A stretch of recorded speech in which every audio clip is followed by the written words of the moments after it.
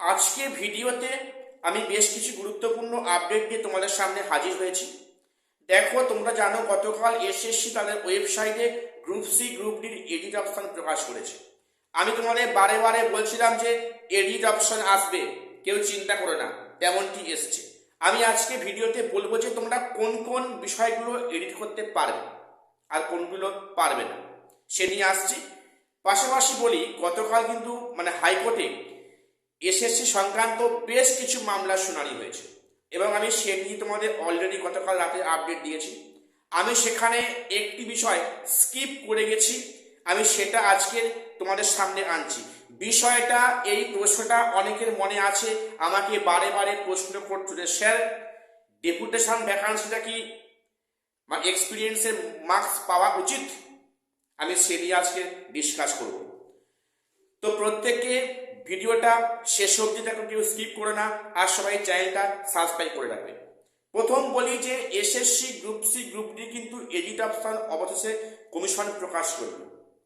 দেখো, যখন বিজ্ঞপ্তি প্রকাশ হয় তখন কমিশন কি বলেছিল যে এডিট অপশন আসবে না, কাজেই কারো যেন ভুলভ্রান্তি না হয় ফর্ম ফিল আপ করার সময়। আমি তোমাদের কি বলেছিলাম যে আমরা যদি এসএসসি প্রিভিয়াস এক্সাম গুলো দেখি, তাহলে সেখানে কিন্তু এসএসসি প্রত্যেকটা পরীক্ষায় আগে আর কি সেখানে এডিট অপশন দিয়েছে। কাজেই বলেছিলাম যে এখানেও কমিশন অবশ্যই এডিট অপশন প্রকাশ করবে। দেখো, প্রকাশ করেছে। এখানে কি কি জিনিস এডিট করা যাবে? এক্সপিরিয়েন্স মার্কস সেখানে কিন্তু এডিট করা যাবে, অপশন দেওয়া হয়েছে। আগে বলে রাখি, এডিটটা কবে থেকে হবে? আজকের থেকে, অর্থাৎ 3/2/26 থেকে 8/2/26, অর্থাৎ আজকের 3 তারিখ, আজকের থেকে 8 তারিখ অবধি এই গ্রুপ সি গ্রুপ ডি পরীক্ষার ফর্মটা অনলাইনে এডিট করা যাবে। এবারে যেটা বলছিলাম যে এক্সপিরিয়েন্সের মার্কস এডিট করা যাবে, অপশান দেওয়া আছে। এবং যারা ফ্রেশার্স ক্যান্ডিডেট বা সবার জন্য কিন্তু নেম, ক্যাটেগরি এগুলো কিন্তু এডিট করা অপশান দেওয়া হয়েছে। কাজেই যারা আছো SSC group C group D পরীক্ষায় কিছু ভুলভ্রান্তি করে ফেলেছো, খুব টেনশনে ছিলে, আমাকে অনেকে বলেছে যে স্যার এডিট অপশন আদৌ আসবে না আসবে না। এডিট অপশন বললাম আসবে, এসেছে। প্রত্যেককে এটা এডিট করার কাজটা শেষ করে নাও। প্লাস তোমার যারা বন্ধুরা আছে যারা এই পরীক্ষার জন্য প্রিপারেশন নিচ্ছে, তাদেরকে খবরটা শেয়ার করে দাও। এবং গতকাল তোমরা জানো যে আমি এ নিয়ে অবশ্যই ভিডিও করেছি যে কলকাতা হাইকোর্টে এসএসসি সংক্রান্ত বেশ কিছু মামলার কালকে সাংঘাতিক পর্যায়ে হিয়ারিং হয়েছে। এবং গতকাল তো কমিশনের আইনজীবীর কোনো সাড়া পাওয়া যায় না, যিনি কারণে অকারণে সেখানে বিভিন্ন মন্তব্য করতেন। আগাম গতকাল তোমরা যদি লাইভ স্ট্রিমিং দেখো, দেখবে যে সে অর্থে কমিশনের মুখে সেরকম কোনো সাড়া নেই। দেখো, প্রথমে যে বিষয়টা আজকে আমি বলছি, আমাকে অনেকে প্রশ্ন করতেছে, স্যার ডেপুটেশন ভ্যাকান্সিতে যারা কাজ করেছে তাহলে তারা কি এক্সপিরিয়েন্সের মার্কস পাওয়া যোগ্য নয়? দেখো, এই প্রশ্নটা কমিশনে কখনো ক্লিয়ার করে বলেনি, তবে সেখানে গেজেটে যার দেওয়া আছে সেই মোতাবেক, যেহেতু ডেপুটেশনে ডিআই অফিস থেকে অ্যাপ্রুভ করা হয়, কাজেই সেখানে কিন্তু অবশ্যই সেটা এক্সপিরিয়েন্সের মার্কসে করে অ্যাড করা হওয়ার উচিত হবে। এক ব্যক্তি এই একাদশ দ্বাদশে ফাইনাল মেরিট লিস্টে তার নাম এম প্যানেল হয়, নাম আছে, এবং সেই ক্যান্ডিডেট এক্সপিরিয়েন্সে 4 মার্কস পেয়েছে, কারণ তিনি দুটো স্কুলে ডেপুটেশনে কাজ করেছে, 2 ইয়ার্স। সেই ব্যক্তি 4 মার্কস এক্সপিরিয়েন্সে পেয়ে মেরিট লিস্টে স্থান করে নিয়েছেন। খুব ভালো কথা। ঠিক তার 2 ঘন্টা পরে যে পুনরায় একটা লিস্ট প্রকাশ করলো, যেটা কমিশনের ভাষায় একটা রেকটিফাই লিস্ট, জানি না কি রেকটিফাই লিস্ট। তো সেই রেকটিফায়ার লিস্টে দেখা যাচ্ছে সেই ক্যান্ডিডেটটা 2 ঘন্টার মধ্যে সে ক্যান্ডিডেট ওয়েটিংয়ে চলে গিয়েছে, তার এক্সপিরিয়েন্সের মার্কস 0 করে দেওয়া হয়েছে। দেখো, সে ব্যক্তি ভেরিফিকেশন করেছে, ইন্টারভিউ দিয়েছে, তাকে এক্সপিরিয়েন্সের মার্কস প্রথম লিস্টে 4 দেওয়া হয়েছে। 2 ঘন্টা পরে সেই লিস্টে সবাইকে অবাক করে সেখানে 0 বসিয়ে তাকে ওয়েটিংয়ে ফেলে দেওয়া হয়েছে।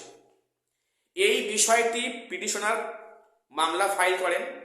এবার পিটিশনারের আইনজীবী ফিরদৌস শামীম স্যার উনি এটা পরিষ্কার কোর্টকে উল্লেখ করেন এবং সেখানে উনি যখন বক্তব্য রাখেন কমিশনের আইনজীবী মুখে কোনো রা কাটেনি।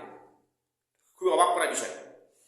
তো এখানে মানে যেটা কমিশন বলতে চাইছে যে ভেরিফাই হয়েছিল রিজিওনাল অফিসে।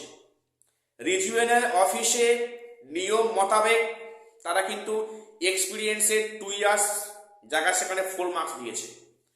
কিন্তু যখন সেটা সেন্ট্রালি লিস্ট প্রকাশিত হয় সেখানে মতবিরোধের কারণে সেখানে 0 করে দেওয়া হয়। ভেবে দেখো, এসএসসি সেন্ট্রালি আর রিজিওনালি দুটো মানে কিন্তু মানে বডির মতপার্থক্য রয়ে গেছে। সেখানে রিজিওনাল অফিস থেকে 4 মার্কস দেওয়া হলো, সেন্ট্রালি লিস্টে বলছে না এরা তো 4 মার্কস পাওয়ার যোগ্য নয়। অবাক করার কাণ্ড। দেখো, রিজিওনাল অফিস এবং সেন্ট্রাল অফিস তাদের মধ্যে মতপার্থক্য এক্সপিরিয়েন্সের মার্কস নিয়ে। তা এক্সপিরিয়েন্সের মার্কস আদৌ কারা পাবে সেটা নিয়ে এখনো ধোঁয়াশা রয়ে গেছে। যেটা ফিরদৌস শামীম স্যার বললেন যে গেজেটে দেওয়া আছে তার প্রেক্ষিতে কিন্তু এক্সপিরিয়েন্সের 4 মার্কস উনি পাওয়ার যোগ্য, যেটা দিয়েছিল রিজিওনাল অফিস থেকে।